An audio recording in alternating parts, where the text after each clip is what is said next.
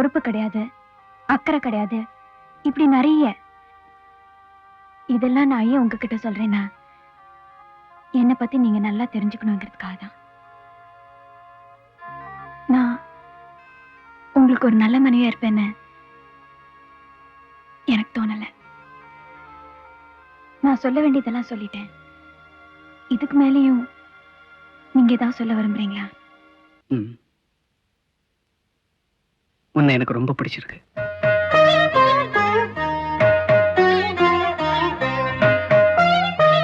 திவ்யா, திவ்யா அக்கா, அவர் சரி சொல்லிட்டாரு.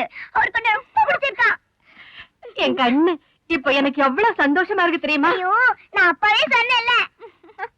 என்ன ஜானகி, மாப்பிள்ளை எப்படி? எனக்கு இந்த இடம் ரொம்ப பிடிச்சிருக்குங்க. எனக்கும் ரொம்ப பிடிச்சிருக்கு. நல்லா படிச்சவரு, எக்ஸலன்ட் ஜாப்.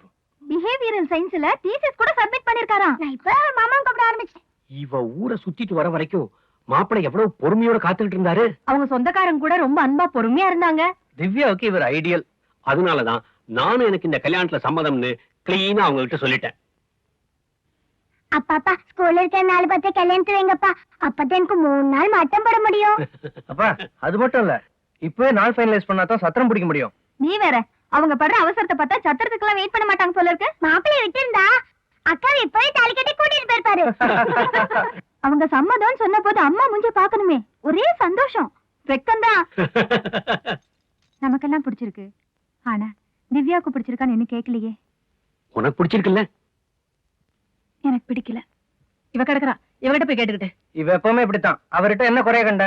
அவர் எவ்வளவு இன்டெலிஜென்ட் தெரியுமா? உன்னை பார்த்தோன்னே பிடிச்சிருக்குன்னு சொன்னார்ல. நல்லதெல்லாம் உனக்கு பிடிக்காதே. இந்த வயசுலயே அவர் பர்சனல் மேனேஜர் தெரியுமா? பிடிச்சிருக்குன்னு தான் சொல்ல. மல்லிகா, ஏம்மா உனக்கு பிடிக்கல? பிடிக்கல, அதனால பிடிக்கல. அவர் ரொம்ப நல்ல சாய்ஸ் நான் நினைக்கிறேன். அப்ப நீங்க அவரை கல்யாணம் பண்ணிக்கோ. திவ்யா, இந்த பார், ஏன் மாட்டேங்கிற? எனக்கு இப்ப கல்யாணம் வேண்டாம். சின்ன குழந்தை மாதிரி பேசாத. அப்ப சின்ன குழந்தை மாதிரி என்ன நடத்தாதீங்க. என் விருப்பத்துக்கு மரியாதை கொடுங்க. எனக்கு இப்ப கல்யாணம் வேண்டாம். என்ன எப்ப பண்ணிப்பியா? எப்ப தோணுதோ அப்ப பண்ணிக்கிறேன். ஆமா, உனக்கு 55 வயசுல தோணும். நான் இன்னும் படிக்க போறேன். கல்யாணம் பண்ணி படியே. படிச்சுட்டு கல்யாணம் பண்ணிக்கிறேன். அப்புறம் இந்த மாதிரி நல்ல இடம் கிடைக்காது. இதோ பாருமா, நான் ஒரு கவர்மெண்ட் சர்வெண்ட். இன்னும் 4 வருஷத்துல ரிட்டையர் ஆக போறேன். உனக்கு கீழே 2 தங்கைங்க இருக்காங்க. உங்க எல்லாரையும் நல்லபடியா நான் கல்யாணம் பண்ணி கொடுக்கணும். நீ இஷ்டப்படும் போது கல்யாணம் பண்ணி கொடுக்க என்னால முடியாதுமா.